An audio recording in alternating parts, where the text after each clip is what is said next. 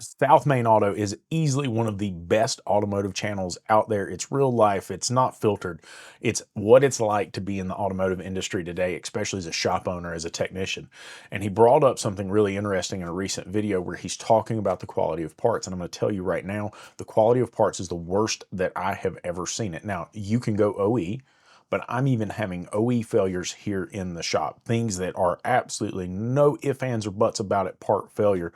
Now, a lot of shops are experiencing things where techs are going to them and telling them, oh, this is a part failure, when really it was a misdiag, where really it was a issue with the installation, things like that. That's not what I'm talking about. I'm talking about the base core quality of the parts that we receive in the bays on a daily basis. And I just want you to know they're the worst that I have ever seen. I've been in this industry since 2007, 2006, somewhere in there, and I have seen a decline. But right after COVID, during COVID, things took a plunge. And they have gotten substantially worse as far as quality. Everything you can imagine, especially rotating electrical, even Denso parts. Denso used to be the one that we always went to, especially for some OE quality equivalent, if you will. And I just want you to know that it is the lowest quality I've ever seen. I've replaced 3 and 4 Denso parts at a time, to the point that I stopped using them. The quality of parts is crippling for many of the small shops right now. We really care about the quality of the product we put out. We really care about the experience that we create for our guests in our shop. It's really a prideful thing for us that we can say, hey, once we fix your car, it stays fixed. It doesn't have to come back. And we have seen a layer of parts failure that is completely unbelievable. Now, there's a lot of folks who will tell you that are involved in the parts industry that during COVID, they saw an opportunity to engage in some corporate inflation, if you will, which is where they raise the price, lower the quality, and say it was inflation. I'm not sure if that's what's happening or not, but I can tell you that we have seen the highest number of part failures that we have ever seen in this industry over the past 4 to 5 years. It's just my opinion. I don't know how we fix it, but if you want to get the consumer's trust back, you better start finding some higher quality parts. And again, OE may not even be a higher quality part at this point. So just my opinion. Hopefully we can find a resolution to this soon. And Eric O, buddy, I'm sorry, I feel you. I wish I had a solution for you. There isn't one that I know of just yet.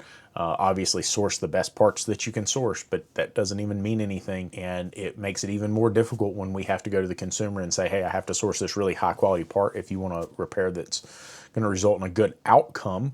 And it is going to be much more expensive. And that consumer can look online and see those parts for a quarter of what you even pay for the OE or OES style part. So I don't know how we're going to fix it. I don't know what we're going to do, but we have to do something. So just my opinion, y'all. Y'all have a good one.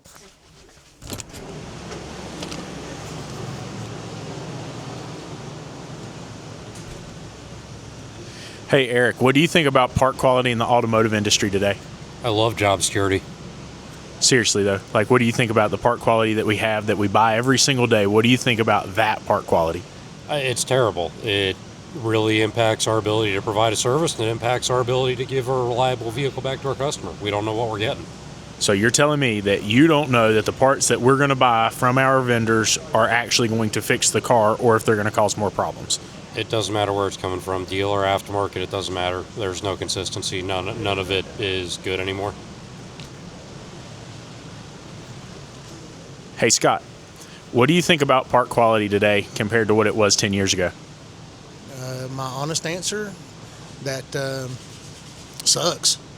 I mean, the quality of parts nowadays have dropped tremendously compared to what it was 10 years ago. 10 years ago, you could trust about any part you put on the car. Nowadays, nah, I'm usually shooting toward dealerships. What about you, Deckard? I noticed a decrease after COVID. So, Yeah, me too.